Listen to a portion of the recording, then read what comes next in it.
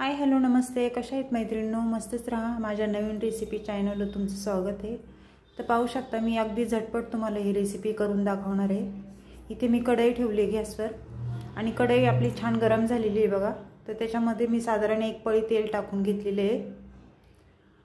तेल आपलं छान गरम झालं की त्याच्यामध्ये मी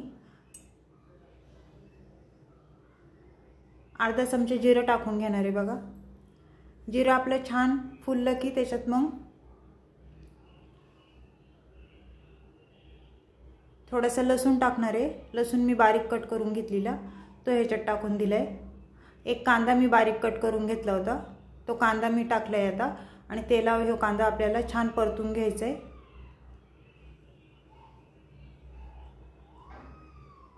मैत्रिणींनो, चॅनल कोणी नवीन असेल तर लाईक सबस्क्राइब करायला विसरू नका. पाहू शकता आपला कांदा पण आता छान मस्त परतलेला आहे.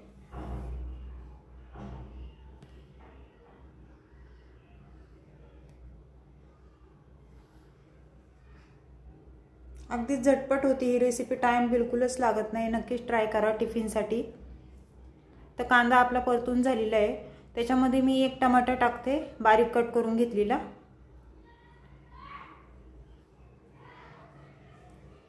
तर टमाटा पण आपल्याला छान तेलावर परतून घ्यायचा आहे बघा कांद्यासोबत.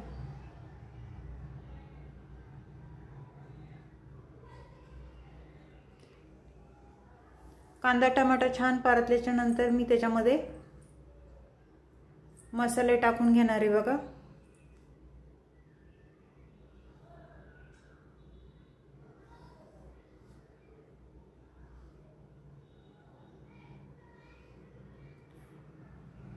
ते इथं मी अर्धा चमचा हळद घेतलेली आहे. थोडी भाजी आपल्याला अगदी थोडी बनवायची त्याच्यामुळे सगळं साहित्य थोडंच आहे माझं. धना पावडर अर्धा चमचा मी घेतलेली आहे. अर्धा चमचा मी तिखट घेतलेली आहे लाल मिरची पावडर. अर्धा चमचा कांदा मसाला पावडर घेतलेली आहे.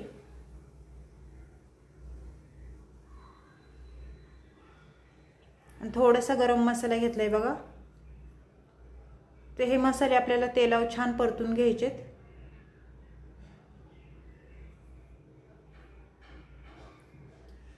जो मी फ्लावर कट करून घेतला होता तो ह्याच्यामध्ये आपल्याला टाकून घ्यायचा आहे. फ्लावर स्वच्छ मी धुवून घेतलाय आणि छान बारीक फोडी केल्यात. तर फ्लावर पण आपल्याला हे छान मसाल्यामध्ये परतून घ्यायचे बघा.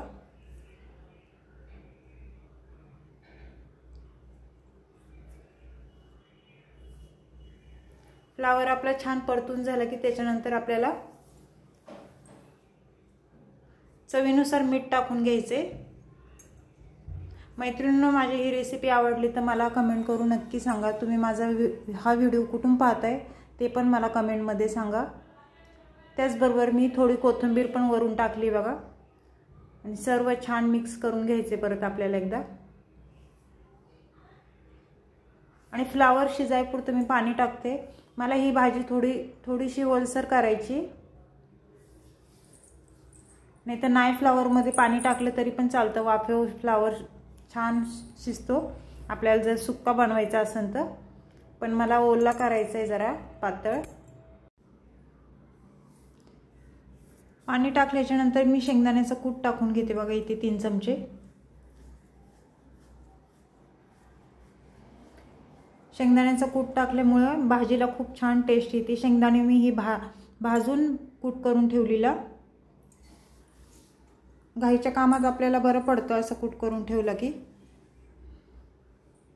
तर आपल्याला ह्याच्यावर झाकण ठेवून घ्यायचे बघा. आणि झाकणावर मी पाणी टाकणार आहे थोडं, अर्धा ग्लास.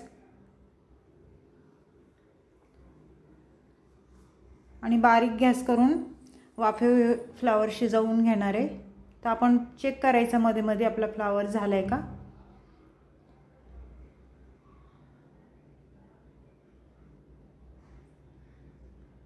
पाहू शकता मैत्रिणींनो.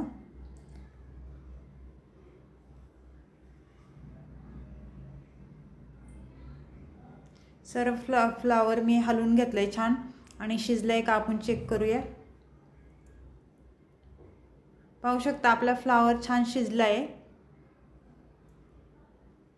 तर आपली ही रेसिपी झालेली आहे फ्लावरची रेसिपी कशी वाटली मला कमेंट करून नक्की सांगा आणि चॅनलला कोणी नवीन असेल तर लाईक सबस्क्राईब करायला विसरू नका। छान छान कमेंट करा, कुठून हा व्हिडिओ पाहताय ते पण मला सांगा। अशीच रेसिपी घेऊन मी पुन्हा हजर होईन, तोपर्यंत सर्वांना बाय।